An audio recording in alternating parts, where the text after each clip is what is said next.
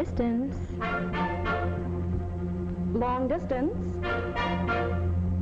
Long distance. Millions of times every day in America, a voice on a wire briefly and simply identifies itself in two words: long distance.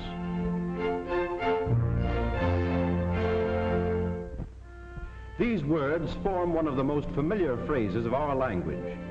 It is a phrase that announces an unseen personality, an alert young woman who needs to know only who or where in order to make a path for speech to town or countryside over the horizon. It suggests naturally a watchful feminine presence at a switchboard and the supplementary agency that in a few seconds can select from countless routes the one that best can take this speech to faraway places.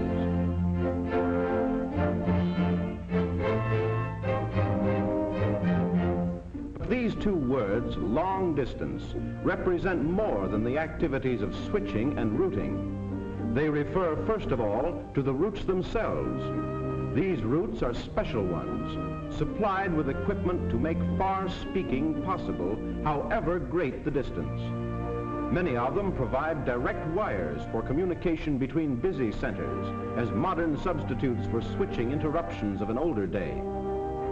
By connection with the local systems of every area in the land, they form the unified network that pulses with the flow of talk, expressing the activities of industry, agriculture, government, and the home life of the nation.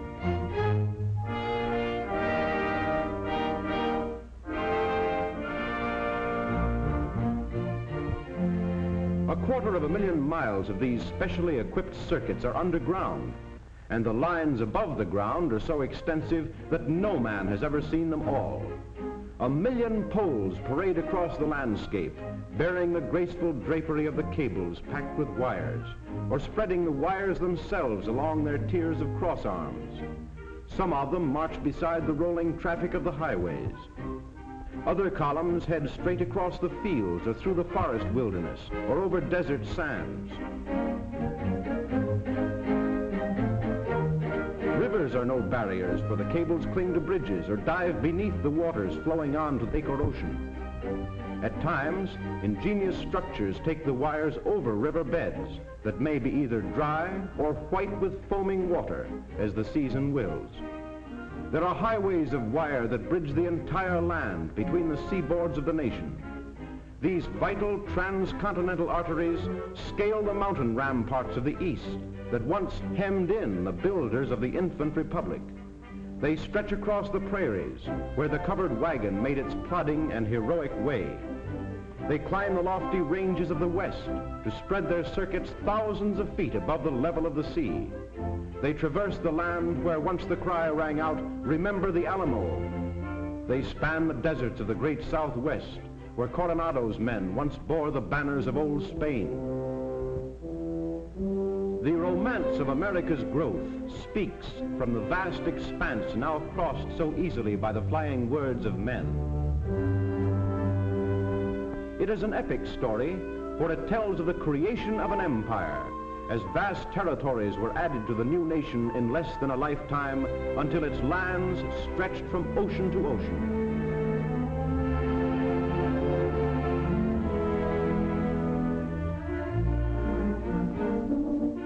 This romance is the story of explorers who braved the dangers of an unknown western wilderness that they might discover for America what was encompassed in her new boundaries.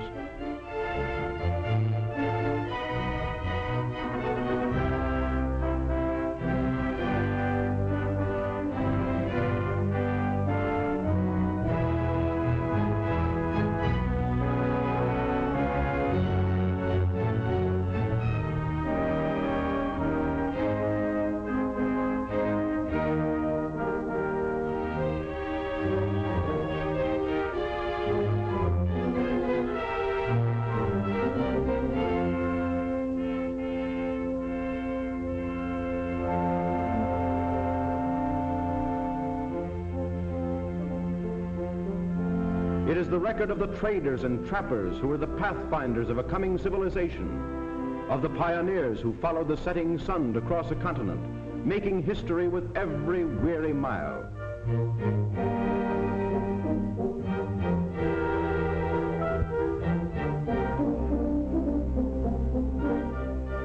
It is the thrilling, heartwarming story of faith and courage that faced without flinching the uncertainties and dangers of isolation.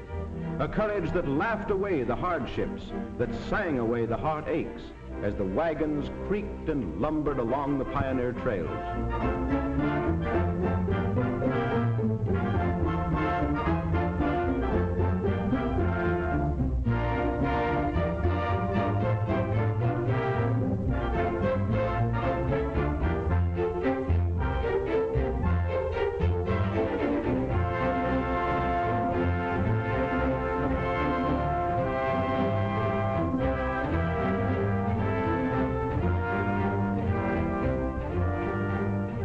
And it is the story of still other pioneers whose enterprise and genius met the human need for links that would bind together men and families and communities, though a continent was between.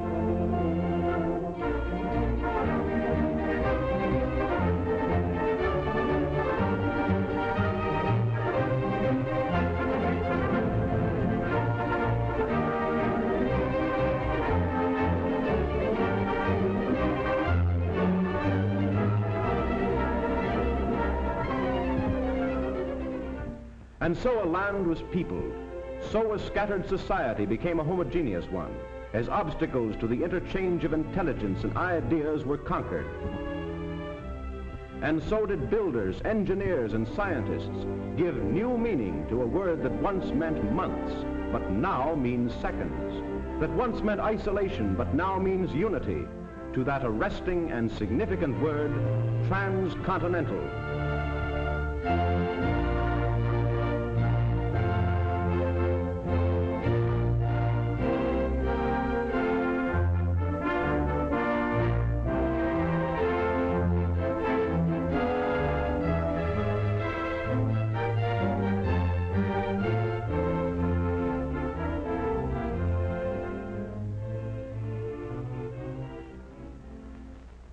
But long distance means more than wires. It also means waves, waves that are tossed by antennas through the invisible ether so that the voice of America may leap over the seas to 6 continents and to ships at sea, while other wire fingers reach up to catch the waves that answer, waves bringing news of exciting happenings in other lands, waves holding reports from the nation's faraway embassies, waves that may carry the message of a king, or a joyful greeting of a mother to a distant child. And besides these wire and wireless channels to distant places, long distance also means the art whereby the wires and wireless are brought together. Stationed like sentinels along our country's eastern and western shores are the houses of magic where sensitive apparatus and skilled attendants form and guard the unbroken pathways that span the 7 seas, in the telephone's conquest of time and space. There are other houses of magic too, hundreds of them, placed with the precision of engineering science, without which the land wires would fail in their word-bearing mission. Just as the cry in other days was, "Fresh horses for the stagecoach," so now must there be new energy for the electric currents that speed our speech to distant places. Repeaters are what these energizers are called. It is because of them and the experts guarding them that the precious freight of words upon the wires may be delivered undelayed and unharmed despite the distance of their travel. Nor are words the only freight that rides the wires. There is music too that must travel unimpaired by the length of its journey. For long distance is each wire network that brings to broadcasting stations the songs of the day, the music of the masters, the voice of statesman, humorist, newscaster.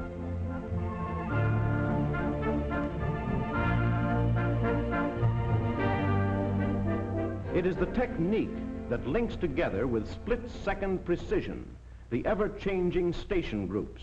It is the responsibility to judge electrically each spoken word, each tone of orchestra or singer, before far-off radio transmitters receive them. But more than speech and music is flowing along the wires. There is the written word as well. At many a switchboard is the sound not of voices, but of tapping keys, as operators provide wire channels for typed communications. And so long distance means the circuits over which written messages may pass between teletypewriters. It means other circuits too, for carefully planned teletypewriter systems. To the machines of great news-gathering organizations come the reports of what a busy world is thinking and doing and hoping.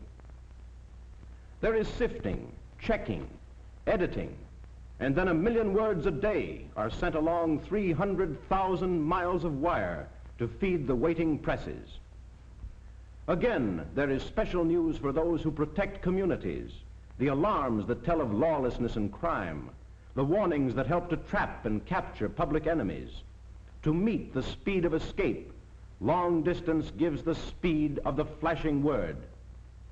In one great area of the Northeast, larger than that of all of Great Britain, the police organizations of many states cooperate to utilize a special wire network in their alert activities.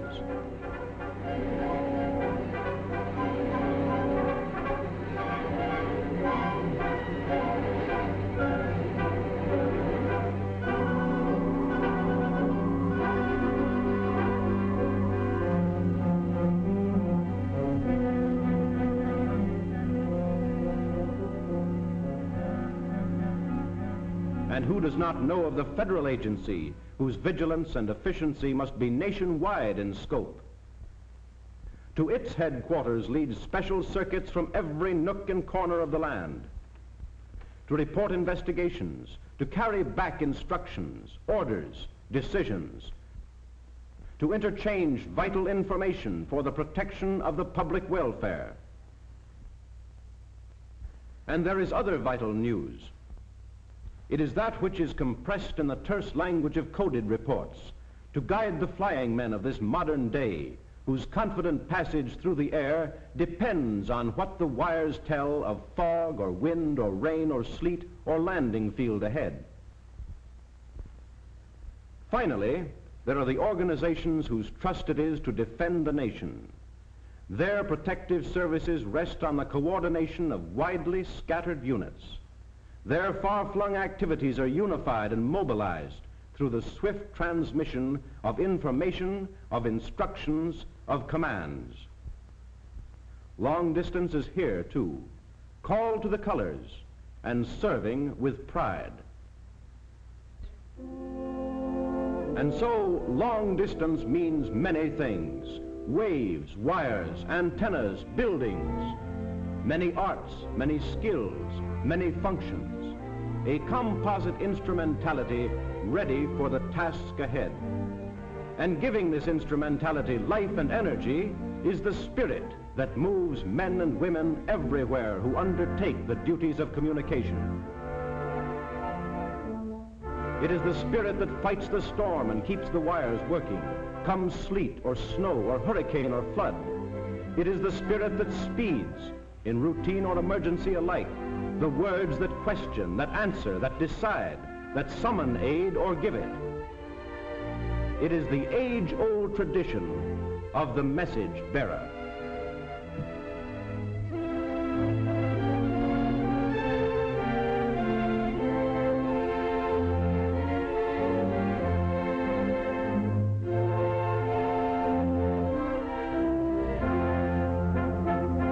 Long distance. Long distance.